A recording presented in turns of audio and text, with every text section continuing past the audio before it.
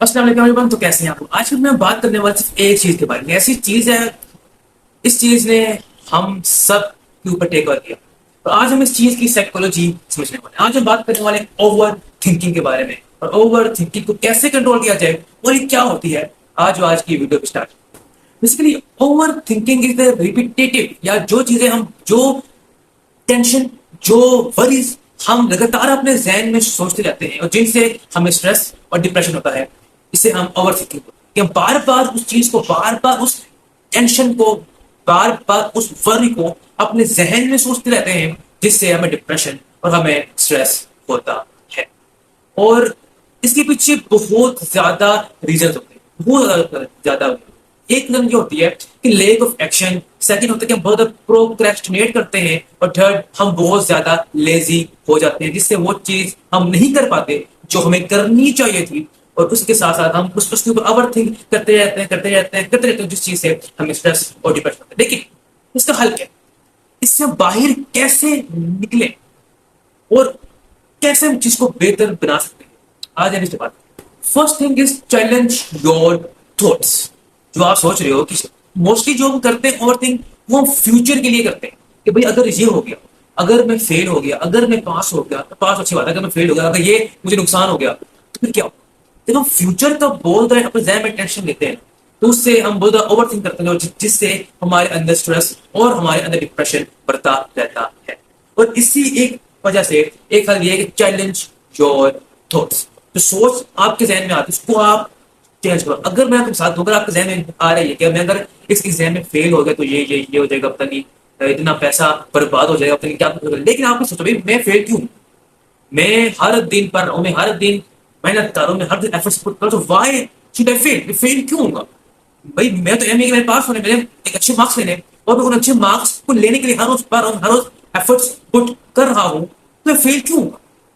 ये एक बहुत हल्की सी एग्जाम्पल है। बाकी इसका एक टेक्निक ये है कि चैलेंज योर थॉट्स। जो आप चीजें जहन में, जो थॉट्स आपके जहन में आते हैं, फिर उनको आप देखो थॉट्स है क्या, फिर उनको चैलेंज करना स्टार्ट करो। सेकंड आता है कि कुछ चीजें हमारे कंट्रोल में होती है, कुछ चीजें हमारे कंट्रोल में नहीं होती। हम मोस्टली उन चीजों के बारे में सोचते हैं जो हमारे कंट्रोल में है ही नहीं। मिसाल मिसाल देता हूँ कि आप ये सोच रहे हो अगर अगर कल बारिश होगी तो मेरा ये नुकसान हो जाएगा। अभी आपको पता कि बारिश होगी या शायद ना हो, क्या सीन है आपको लगेगा, फिर भी ओवर थिंक करेंगे अगर बारिश होगी मेरी इतना का नुकसान हो जाएगा, और आप उस चीज से अपने अंदर स्ट्रेस ले। भाई कुछ चीजें आपके कंट्रोल में नहीं होती, और जो बाहर कल मौसम होगा वो तो आपके कंट्रोल बिल्कुल है ही नहीं। तो भाई focus on the things that are in your control. आपकी कंट्रोल में क्या है, आप बस उनमें फोकस करो, उनको बेहतर बनाने की कोशिश करो, एंड दैट्स इट। इतनी सी सिंपल चीज है भाई। जो चीजें आपके कंट्रोल के बाहर हैं उन पे फोकस करना, उनके ऊपर स्ट्रेस लेना, उन पे अपने एनर्जी में टाइम वेस्ट करना कोई अच्छी बात नहीं है।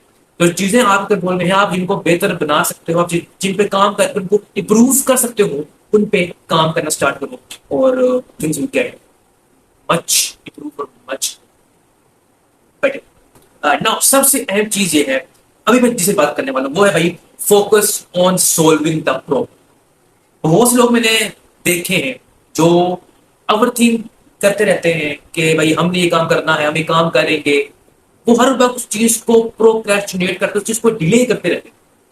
अरे भाई अगर आपको अपनी ओवर थिंकिंग कुछ करते हैं तो आपको जो भी प्रॉब्लम फेस कर रहे हो उसको आपको सॉल्व करना होगा। एंड सिंपल वर्ड में बोलूं, you have to take action.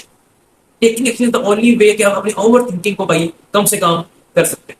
Taking action से आपके सामने एक रिजल्ट आता है, आपके सामने एक आउटकम आता है, एंड वो आउटकम आपकी ओवर थिंकिंग को खत्म कर देता है। तो अगर आपको अपनी ओवर थिंकिंग को कम करना है, take action. Now the most important thing मैं आपको आज बताने वाला हूँ। अगर कोई ऐसी चीज है जो ना आपके कंट्रोल में है, पास्ट है आपका, इसके लिए अब जो चीज होनी थी अब वो हो गई, आप उसी चीज को सोच के बार बार ओवर थिंक करते, ये मुझे हो गया यार, मुझे गलती हो गया यार, मुझे ऐसा नहीं करना चाहिए, कोई भी पास्ट है वो आपका, और आप उसको खत्म नहीं कर पा रहे अपने जहन से। मुझे पता है स्टार्टिंग मुश्किल होती है बहुत ज्यादा, लेकिन the best thing is that engage yourself in other activities. जो आप अपना टाइम, अपनी एनर्जी उस चीज के ऊपर वेस्ट कर रहे हो, उस टाइम को, उस एनर्जी को आप किसी और एक्टिविटी में यूज करना स्टार्ट करो। आप जिम ज्वाइन करो, आप बस बाइक लेके वॉक शुरू कर दो, आप किसी इंसान से बात करना शुरू कर दो, आप जस्ट टॉक विद समवन भाई। आप कोई ऐसी अगर कोई आपकी हॉबी भी है ना भाई, आपको अगर लिखना अच्छा लगता है, अगर आपको पढ़ना अच्छा लगता है, अगर आपको गेमिंग भी अच्छी लगती है, तो मेरे पे do it. Engage yourself in different activities ताकि आपका फोकस उस चीज से हटके एक अच्छी चीज की तरफ आ जाए, एक मस्बत चीज की तरफ आ जाए। क्योंकि भाई जो पास्ट है वो तो हो गया, अब वो चेंज नहीं हो सकता। लेकिन आप उस पास्ट से सीख के अपने जो आपका हाल है, जो आपका प्रेजेंट है, जो आपका फ्यूचर है, उस पास्ट से सीख के आप उनको बेहतर जरूर बना सकते हैं। ये चीज आपके हाथ में है, कंट्रोल आपके हाथ में है। तो अपने पास्ट में स्टक मत रहो, बल्कि उसे सीखो, उससे अपने आप को डेवलप करो और अपने प्रेजेंट को एंड अपने फ्यूचर को मोस्ट इंपोर्टेंट उसको बेहतर बनाना स्टार्ट। तो एक रिसर्च हुई है जहां पे हमें ये पता चलता है कि भाई देखो, ओवर थिंकिंग का सबसे जो मेहनत है वो है आपका पास्ट। अगर कोई ऐसी चीज है जो आपके पास्ट में हो गया है, उसको आप रिग्रेट करते हो एंड उसी के बारे में बार बार सोचते रहते हो मेरे भाई, सो बेस्ट इज एक्सेप्टेंस। उस चीज को आप कबूल करो कि हाँ मुझसे गलती होगी, मुझसे चीज हो गया है एंड आगे से मुझसे गलती नहीं हो रही। इस चीज को एक्सेप्ट कर लो। और रिसर्च के मुताबिक इससे आपकी मेंटल हेल्थ, इससे आपकी साइकोलॉजिकल हेल्थ बहुत बेहतर एनहेंस हो जाती है। इसलिए कुछ चीजें ऐसी होती हैं जिनको एक्सेप्ट करना ही बेहतर होता है।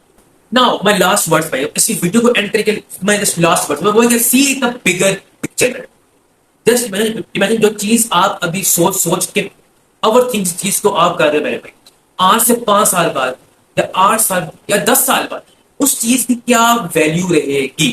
जस्ट इमेजिन आज से कुछ साल बाद ना वो लोग यहाँ होंगे, ना आपका जो आज माइंड सेट है, जो अनाज वो यहाँ रहेगा। उन 5-10 सालों में इतना कुछ हो जाएगा कि उस चीज की ना कोई कोई वैल्यू होगी ही नहीं।